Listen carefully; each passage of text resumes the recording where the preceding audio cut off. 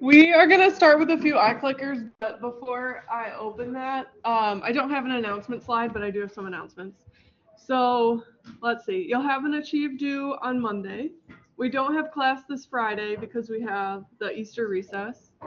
And then the next thing to really start thinking about preparing for is the final. We do have a few weeks, I think 4 weeks until the final. But it is the ACS final. And remember, this is written by the American Chemical Society. This is a committee of chemistry professors that has written these questions based on what the chemistry field believes that students should be able to do and understand by the end of General Chemistry 2. And so this is to prepare you for organic chemistry and the following science courses that you will take in the future. And so for the final for General Chemistry 2, they're assessing what we learned this term and content from General Chemistry 1. So we have returned to a lot of Gen Chem 1 content. I didn't make it obvious, but a lot of that has come up when we learned Gen Chem 2. But as you're studying, just keep in mind that some concepts from Gen Chem 1 will appear on the assessment. Now there are two outside of our class resources that you do. So there are two different study guides in the Chem office. The one is the one that I've talked about.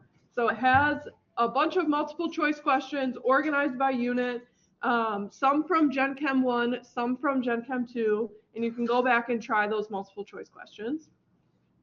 They also have an old one. It was written in 1998, so it's quite old, but that one you can get for free. So the other one, the more recent one, is $25 cash. The old one you can grab for free if you just go to the office and ask Jane for the old Gen Chem ACS study guide. She'll give that to you. The questions are worded different than, like a little bit different than what the more recent version is. The more recent version is a better representation of the content and the way questions will be worded on the final. But chemistry, like the concepts of chemistry, have not changed from 1998 to now. They're just written about, talked about slightly differently. So it is an updated version. There is a difference. If you ask Professor Mile in the office, he'll tell you there is a difference between the two, but one is free and one is not free. So you can, kind of decide what you want to do. Maybe start with the free one and purchase the other one if you don't have it yet. But they both have both Gen Chem 1 and Gen Chem 2. The old one's also smaller. It doesn't have as much in it. But again, a free option for you. Let me think if there's anything else. I'll talk more about the final as we get closer to it, and then I'll start bringing in some Gen Chem 1 topics throughout lectures as well. The other thing is, if you haven't heard, actually, never mind, I won't talk about this yet. We have some events coming up in Chem Club, but I'll give you more information when I have more information. Okay, so we're going to start with some iClickers. So we have 3 questions here. I'll start it now so it gets pushed to your devices. The first one is identifying the solution that would result in the greatest H+ concentration. Think about sources of H+. The second one is, if I can get to the slide, the solution that will result in the greatest OH- concentration. And then the third one, you are determining the pH of a solution where you know the concentration of potassium hydroxide. So these are started. We'll spend the first 6 to 8 minutes working on these.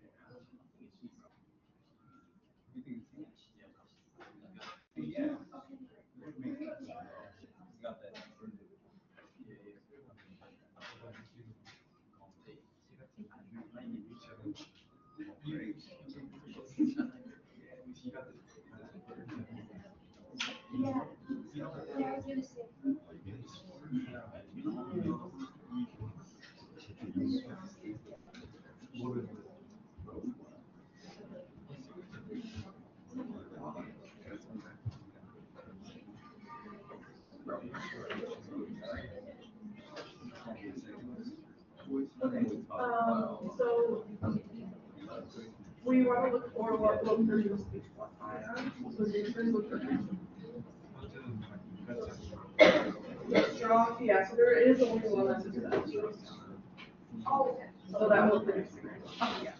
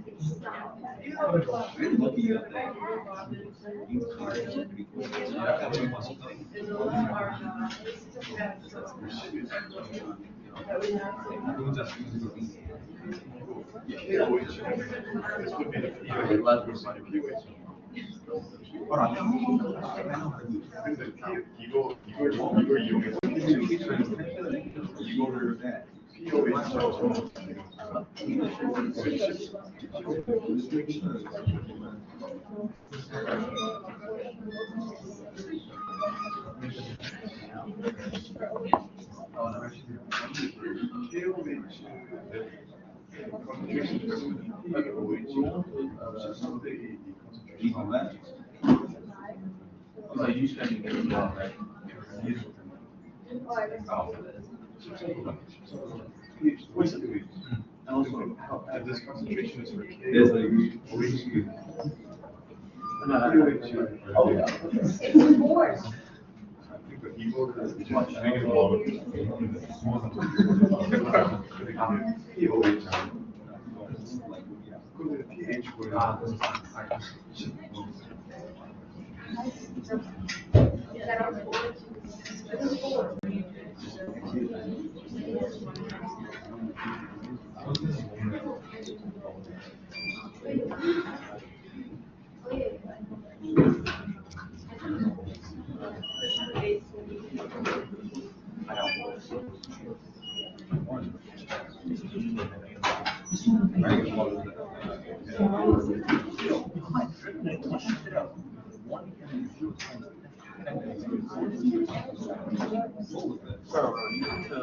Okay, one more minute. It's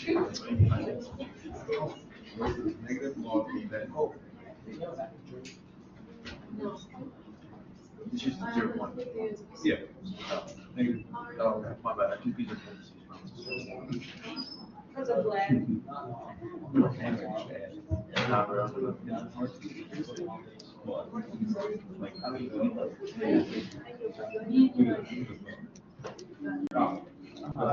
bad though. About 30 seconds remaining. And then if you're done, take a look at that last slide that we worked on real quick. On Wednesday, we're going to do another ice table.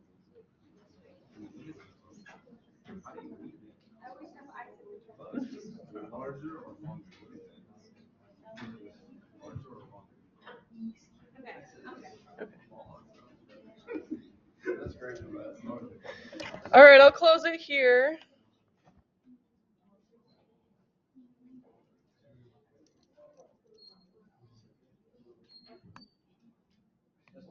All right, first question here. We are identifying the solution that would result in the greatest H+ concentration. Remember that acids, the definition of an acid is that it increases the H+ concentration. It is a provider of H+. So we are looking for strong acids. In the options here, HCl, that's on our list of strong acids, so that's a good contender. We're not going to cross that out. NH3 is, we've discussed this as a weak base. It's definitely not on our list of strong acids. So this is not a strong acid. The next molecule and the remaining molecules are not strong acids. So HCl, 1 molar HCl, they're all the same concentration. That will be the answer here. Now, a good question I got from a few students was, well, do we pick the strong acid, what's on our strong acid list, or do we pick the molecule that has more hydrogen? Well, this molecule here, that was the one that came up. There are 22 hydrogens there, but those hydrogens are likely bonded to carbons because there are also so many carbons, or maybe an oxygen. And these are, well, first, carbon to hydrogen bonds are very weakly acidic. Most of those, if you add that to solutions, they're staying bonded, or all of them are staying bonded to the carbon. Not OH minus, but let's say the oxygen was bonded to another carbon, and we're just focusing on this here. This is also can be a weak acid. It can donate a hydrogen, but it's likely going to stay associated. What we're looking for in this list is the strong acid, because we know all 1 molar of HCl is dissociating into H plus and Cl minus. So I'm going to erase that because I don't want you all to get confused with it. All we're looking for here is a strong acid that will have the greatest concentration of H plus ions. For any weak acid, we wouldn't know the concentration of H plus unless we had more information, like when we do the ice table, which we'll do in a second. Okay, so A is the answer here. Next, we're looking for the solution with the greatest OH minus concentration. So bases increase the concentration of OH minus in solution. So for this question, we're looking for the strong bases. NH3 is a weak base. CH3NH2 is a weak base. We saw that in one example. I don't expect you to memorize it, but it is helpful to remember that nitrogens, neutral nitrogens, can be weak bases. CH4 is not an acid or a base. NaOH is a strong acid, and calcium hydroxide is a strong acid. Strong bases. I did the same thing in my 9am. These are both strong bases, so we have to think about which one would produce more OH minus ions, assuming you have 1 molar solutions. So sodium hydroxide dissociates into 1 molar Na plus and 1 molar OH minus. Calcium hydroxide dissociates into 1 molar Ca2 plus and 2 moles of OH minus. For every 1 mole of calcium hydroxide, we get 2 moles of hydroxide. For every 1 mole of sodium hydroxide, we get 1 mole of hydroxide. So the last one, 1 molar calcium hydroxide, produces more OH minus ions, and that would have a greater concentration of OH minus in solution. Feel free to stop me or raise your hand if you have questions on these. But I will go to the next one. So again, here we're looking for greatest OH minus concentration, that's strongest base. Now we're looking to determine the pH of a solution given the concentration of potassium hydroxide. Potassium hydroxide is a strong base, so the concentration of potassium hydroxide, you add that to solution, that is equal to the concentration of hydroxide.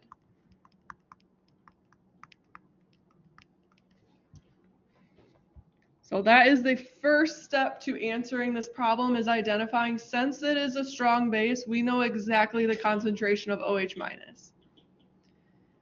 Now there are 2 ways. We went through both of the different ways to solve this problem in a previous slide. You can calculate pOH and then go from pOH to pH. Or at this point, you can calculate H3O plus concentration using Kw, which is OH minus times H3O plus equals 1.0 times 10 to the negative 14, and then solve for H3O plus concentration and then calculate pH. That'll give you the same answer. I'm not going to use Kw, but if you did that, that's great. You did it correctly. Instead, I'm going to calculate pOH, which is negative log of the concentration of OH minus which is 4. And then using pH plus POH equals 14, pH is equal to 10. pH plus POH being 14, that's always true. You can always use that relationship. KW equaling 1 times 10 to the negative 14 is also always true. You can always use that relationship as well. So this one is D.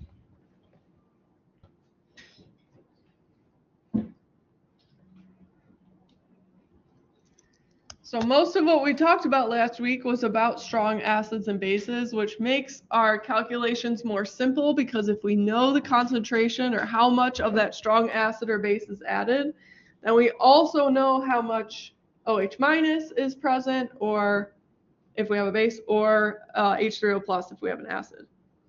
But dealing with weak acids and weak bases complicates things a little bit, because not all of the weak acid, or if we're talking about a weak base, not all of the weak base, dissociates into the ions. Some of it, actually most of it, remains the associated molecule. So this example that we did at the end of class on Wednesday, we did an ice table for an unknown acid. We just represented as HA. We added 0.1, or it says there were 0.1 moles added to make a 1 liter solution. And then some of that 0.1 moles dissociates and forms H3O plus and A minus, but most of it, we got 0.09, less than 0.01 away from the starting amount. Most of it remains the associated molecule. This is what makes it a weak acid. It doesn't dissociate, most of it doesn't dissociate to produce H3O plus. Most of it stays associated as HA. But since we knew the pH of the solution, so that was provided up there, we calculated H3O plus concentration at equilibrium, solved for X, which is 0.0063, and we've got equilibrium concentrations for everything else. We ignore water because it's a liquid and doesn't impact equilibrium. And then we calculated Ka, which is just K for weak acids. Now we're going to do another calculation. We have another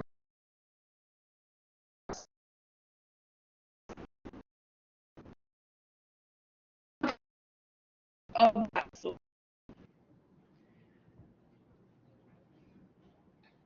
Weak acid is a good indication that we're going to need an ice table, because no matter how much is added, we don't know exactly unless we calculate equilibrium concentrations. We don't know how much will be present at equilibrium. So the first thing we should do is write out the reaction equation, balance that reaction equation. So starting with acetic acid, we're told in the name this is an acid. It's not on our strong acid lists. So we'll start with acetic acid.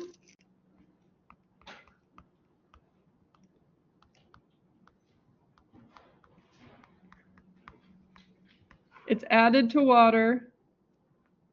It is a weak acid, so we use those equilibrium arrows. And let's think about the definition of an acid, and what we have to first determine what these conjugate acids and bases will look like. Well, if HC2H3O2 is an acid, definition of an acid is that it is a proton donor. So it's going to give away a hydrogen with a +1 charge. That makes its conjugate -1. It's losing a +1, it will become minus.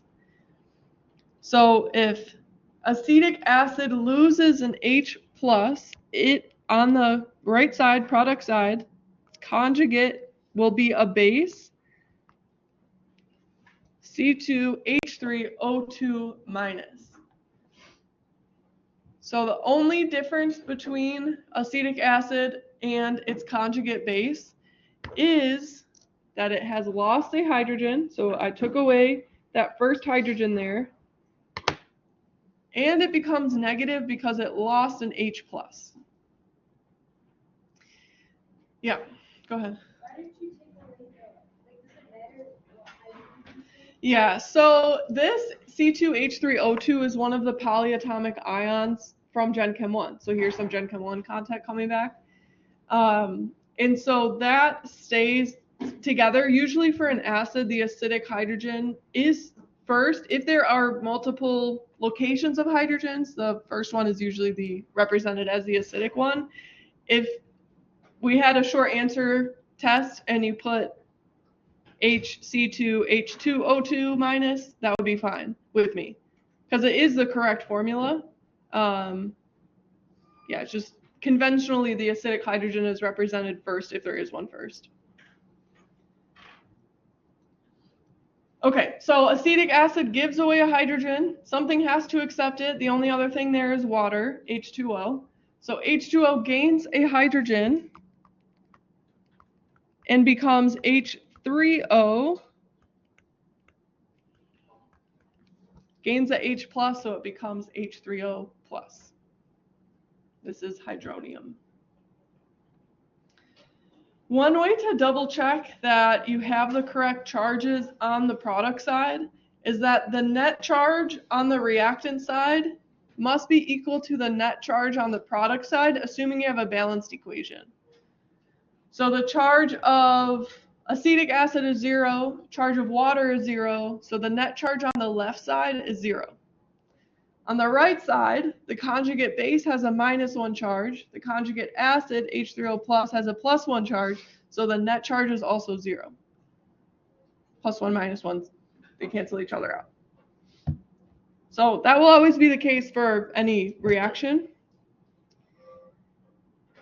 But yeah, just a way to double check that you have the correct charges on your products and the correct products there. Okay, so we've got the balanced equation. That's step 1 of this problem. Now we need to calculate or set up an ICE table to eventually calculate the concentration of H3O plus at equilibrium, and we want that because it's asking for pH, so we need the concentration of H3O plus at equilibrium. So let's set up the ICE table.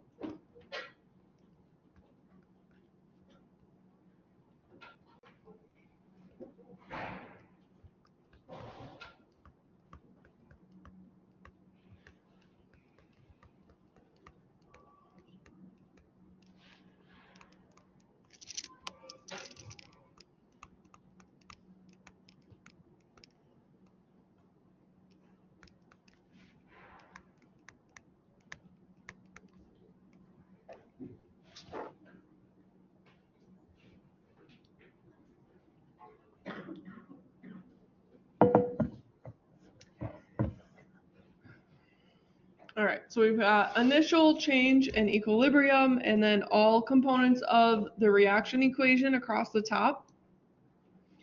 But remember, we ignore water. If you left it out, that would be fine with me, but I think it's best to make sure you're not forgetting anything. And then when you fill in the table, just know you can always ignore water because it is a liquid. It doesn't influence equilibrium.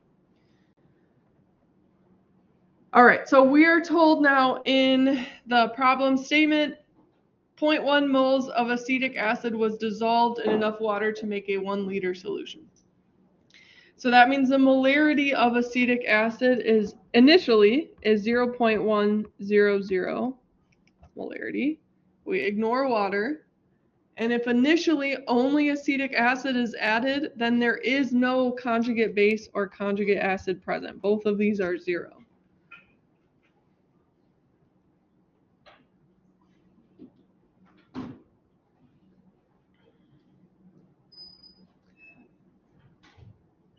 All right, so we're starting with only acetic acid. That means products must be generated. There are no products here, but if this is an equilibrium reaction, then at equilibrium, there are some products. So this is going to use up some acetic acid and produce products. This is a problem where we use an ICE table but don't need to calculate Q because we're already told based on the information that there is no product. So to reach equilibrium, product must be formed. So we must increase product side and decrease reactant side.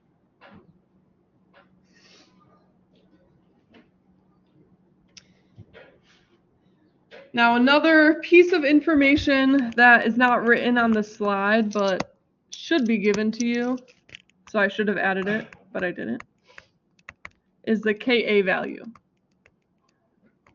Without any other information about equilibrium, if I didn't give you Ka, if we were calculating pH, but if I didn't give you pH, we would not be able to solve this problem.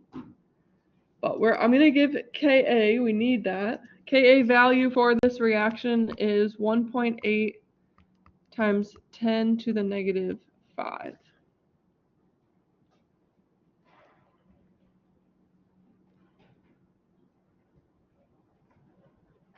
So make sure you have that on your slide. Okay. So we've got everything except for that equilibrium row filled out. We have Ka, but the thing with Ka is it doesn't tell us information about a specific ion or the weak acid concentration.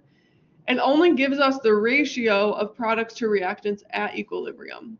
So this is one of those ICE tables where we have to write the factors in for equilibrium. So at equilibrium, there's 0.100 minus X molar acetic acid. At equilibrium, there's X molar conjugate base and X molar hydronium.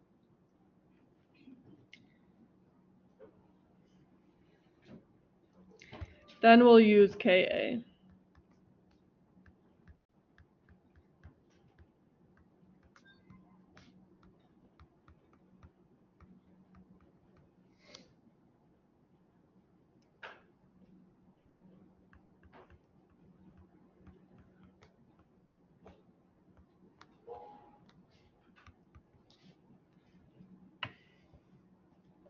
So Ka, concentration of products over reactants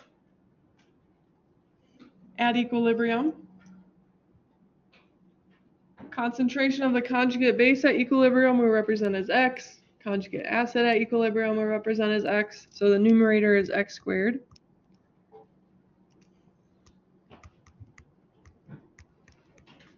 And then the denominator is 0.1 minus X. And this is equal to that provided value, 1.8 times 10 to the negative 5th.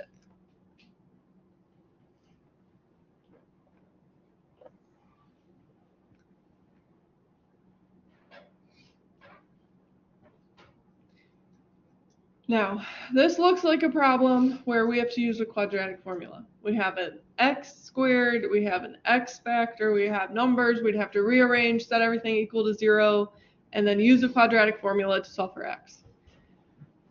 But we actually don't have to. When you're working with a weak acid or a weak base, remember the definition of it being a weak acid or weak base is that it doesn't fully dissociate in solution. Most of that weak acid or weak base will remain as the full compound. So that means that this X value is going to be really small, just like we saw on the previous slide, and much smaller than 0.1.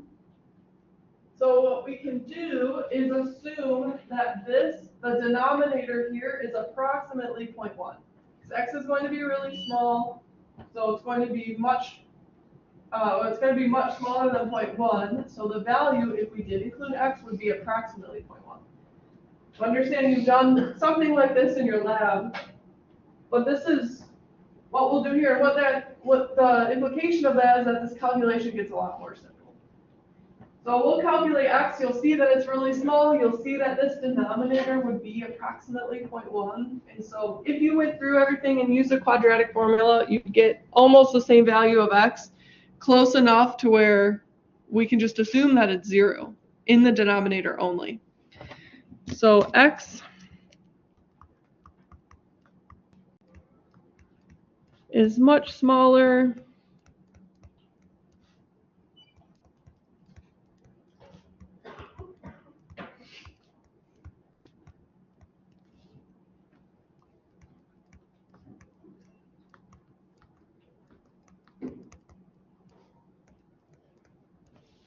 so we can approximate. I'm going to continue in the top right area there.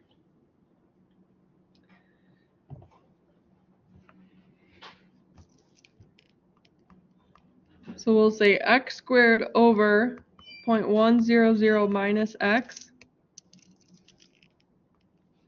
is approximately x squared over 0.100. We're only getting rid of x in the denominator because it is so small. 0.1 minus x will be approximately 0.1. Then we can set this equal to the Ka value. And now we have a much more simple equation to work with.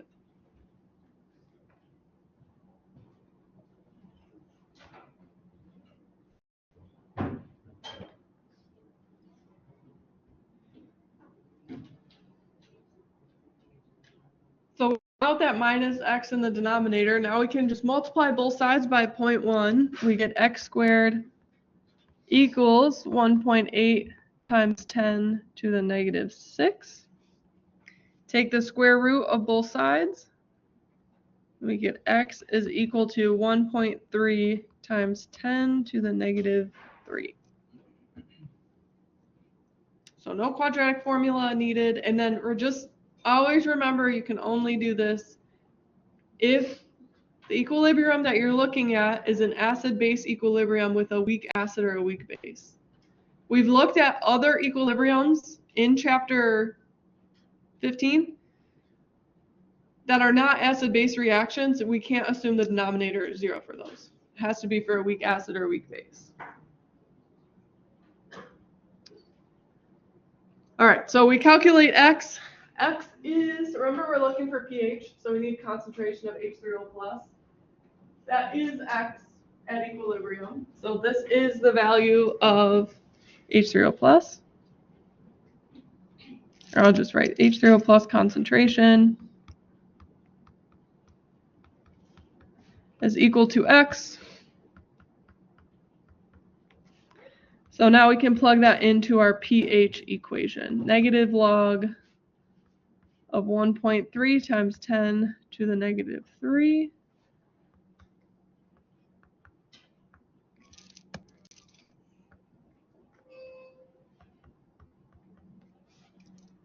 pH is 2.87.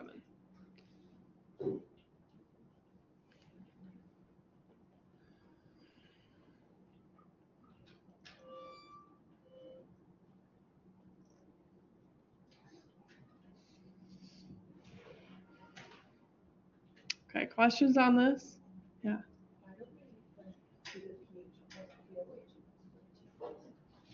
Because, yeah, so I don't know if everyone heard the question is why don't we use the pH plus pOH equals 14? The pH, which is what we're looking for, is equal to the negative log of the concentration of H3O+. And so looking at our ice table, we have the equilibrium concentration of H3O+ here as the value of x. So we can go directly from H3O+ concentration to pH. We don't need to involve pOH for this problem. Yeah. I don't understand about on the denominator part, how you just get that in the slope of sugar.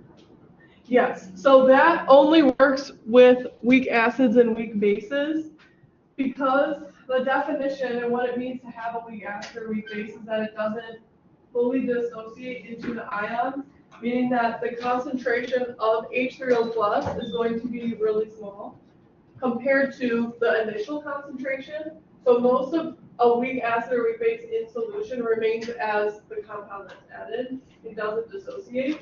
So that concept is why we can assume that this x is going to be much lower than 0.1, which it is. It's 0.001.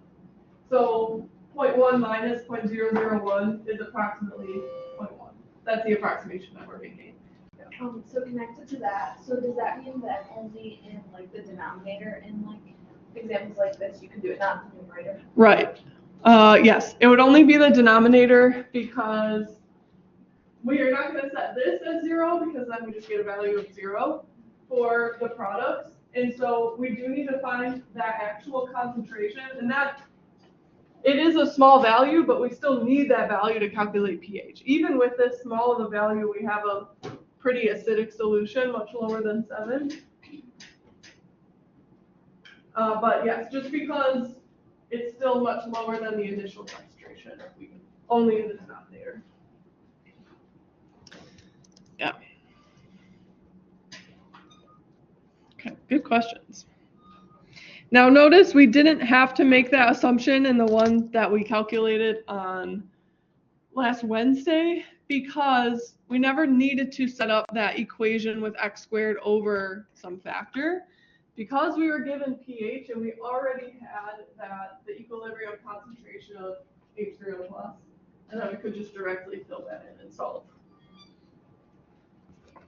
So you won't always have to make that assumption, but if you ever get to this, something like this, where Ka, you have Ka, you have x squared or some version of x squared at the top, and then some value minus x in the denominator, that's when you'll approximate the denominator is equal to whatever that value is without x. So when you're working through the achieve questions, just keep that in mind. Be careful about which type of problem you have. Other questions on this? Okay, we will go to the next section then. We're going to talk about acid-base properties of salts. So salts are another way to describe an ionic compound, a metal and a nonmetal. So we're going to talk about which salts have acidic or basic properties based on the components of that salt. So first we need to talk about these counter ions. So the counter ions are the anions of strong acids or the cations of strong bases. So all of these strong acids, HCl, HBr, HI, HNO3, they're a hydrogen, an H+, and then the rest of it is something with a -1 charge. So HCl, the anion there is Cl-, HNO3, the anion is NO3-, that polyatomic ion. So we're focusing on these anions for conjugate acids. And then for strong bases, anions for strong bases. And for anions for strong acids. Then we'll talk about these bases here. These are all a hydroxide ion with another cation.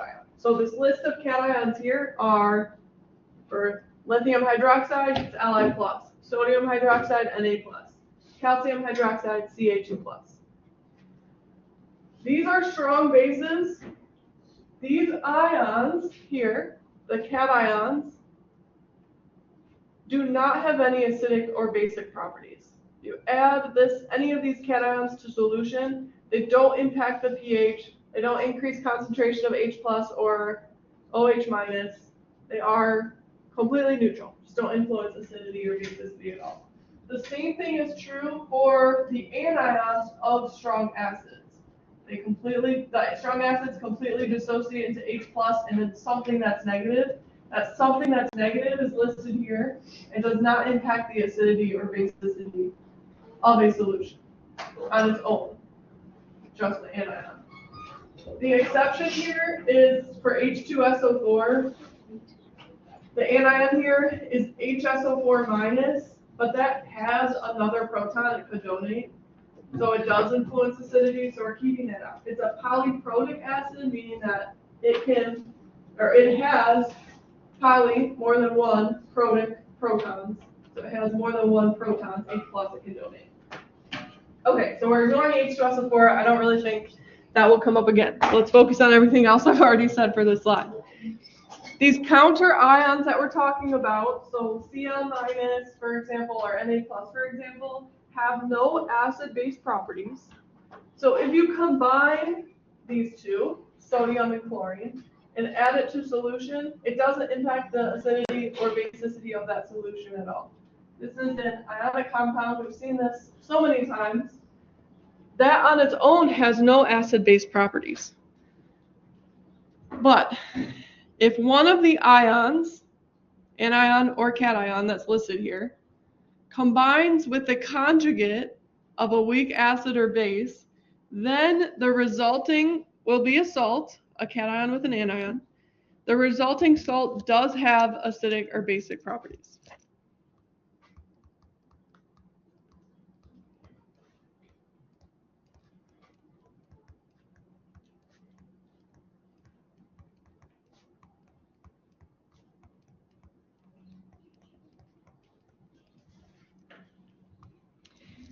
Oh, I'll leave that on, sorry. I'll go to the next slide.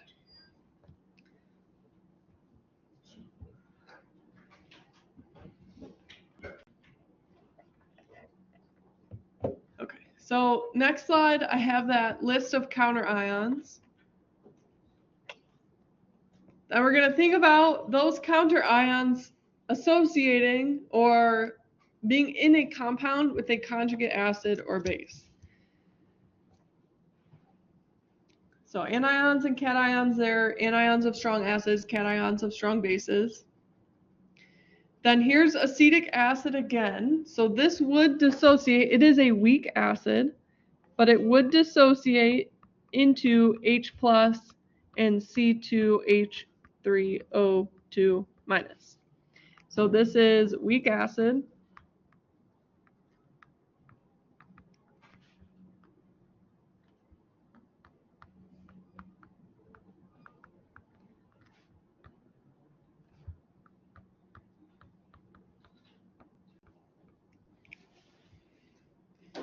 And so H plus would be the conjugate acid, conjugate bases, C2H3O2 minus.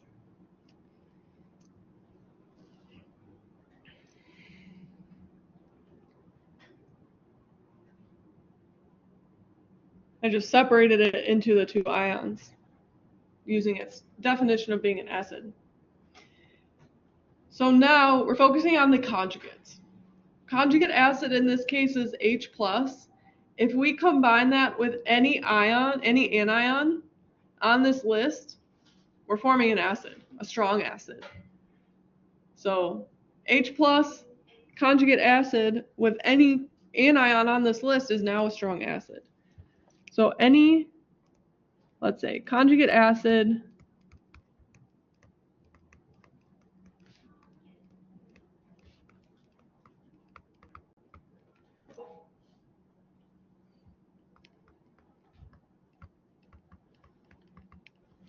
that compound will be acidic. So for example, we've got conjugate acid H plus,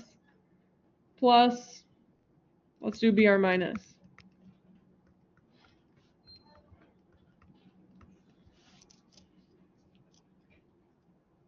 Those combine and form HBr, that's a strong acid.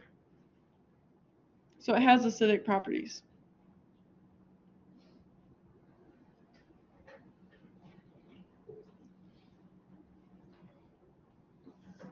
Now if we look at the conjugate base,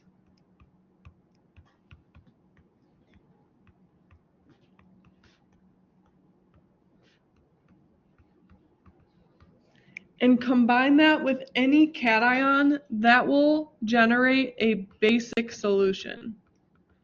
So conjugate base plus any cation, I'll pick potassium,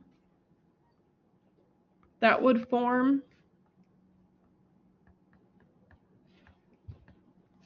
this compound here. This is a salt. We have a cation and an anion.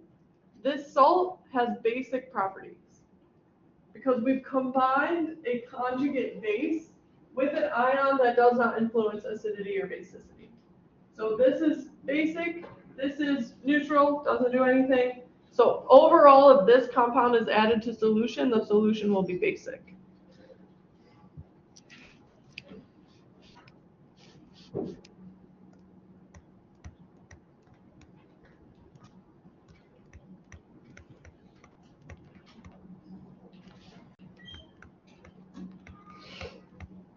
Or we'll say salt.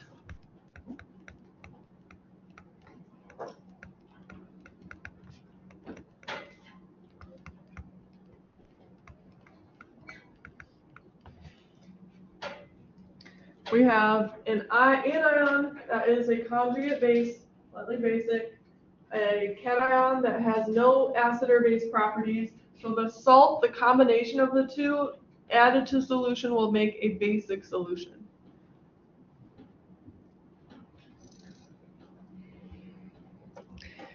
Another word for these counter ions, let's just add this here.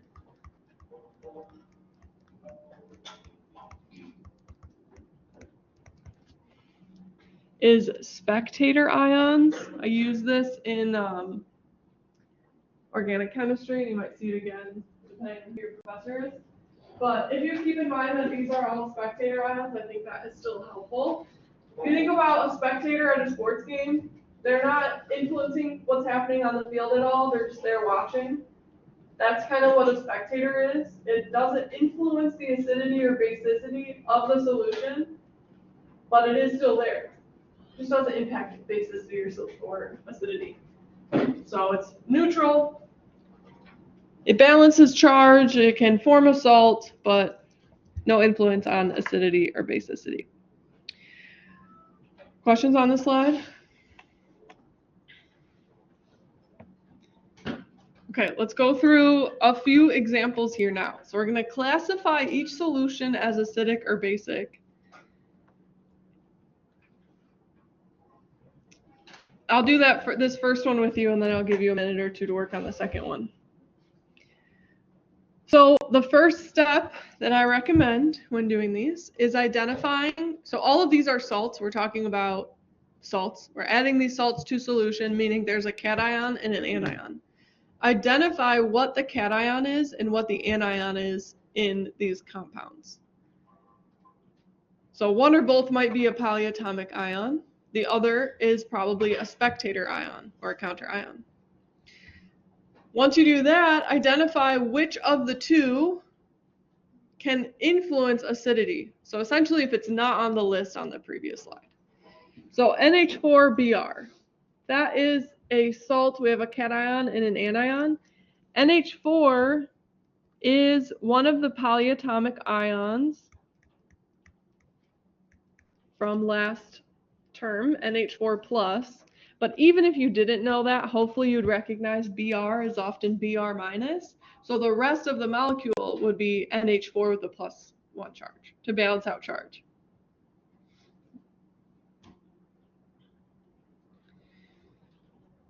Br minus, so now we've identified the cation and anion. Br minus has no acid-base properties. It's on the list on our previous slide. It's a spectator ion, or in other words, a counter ion.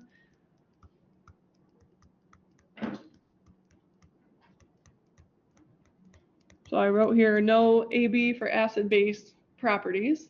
So Br minus doesn't influence acidity or basicity of the solution. We need to look to NH4 plus.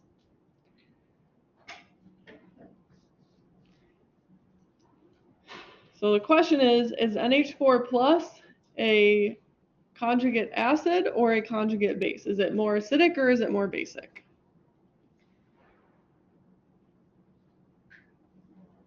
There are two ways to think about this. Well, there's more than two, I'm sure, but I'm going to explain two. One, we're going to offer an explanation. Okay, do you have a question? Okay. So one is NH4 plus, yes, we've seen that as a cation, but we've also seen a very similar molecule, NH3. NH3, we've described that as a weak base. So if you add NH3 to solution, as a weak base, it will take a hydrogen and become NH4 plus, and then we'd have OH minus.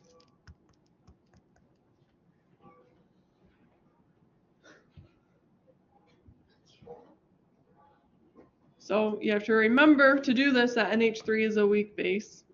Remember that bases take H pluses. So on the product side, it's NH4 plus. Now with this equation, we have base acid, conjugate base. So NH4 plus is the conjugate acid.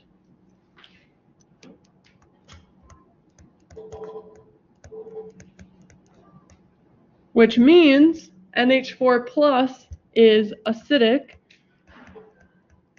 So the solution overall is acidic solution.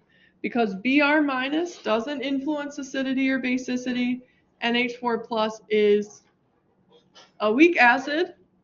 So that means with NH4Br in solution, the solution will be slightly acidic. I want to write two more things on the slide and then we'll be done. The first is that acids, and this will also help you, are typically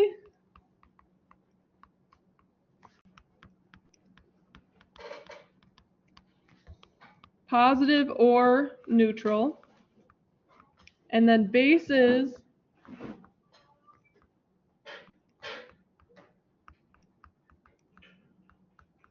are typically negative or neutral.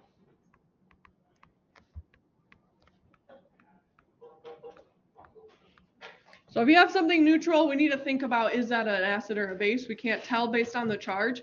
But usually if something's positive, especially if it has a hydrogen, that's going to be an acid. If NH4 plus gives away an H plus, like an acid does, it becomes neutral NH3, happy and neutral.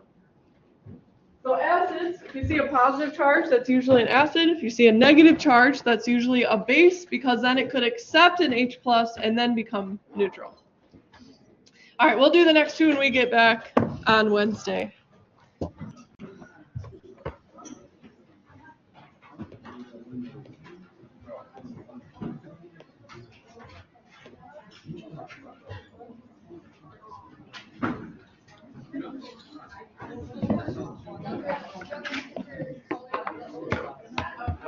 Thanks, you too.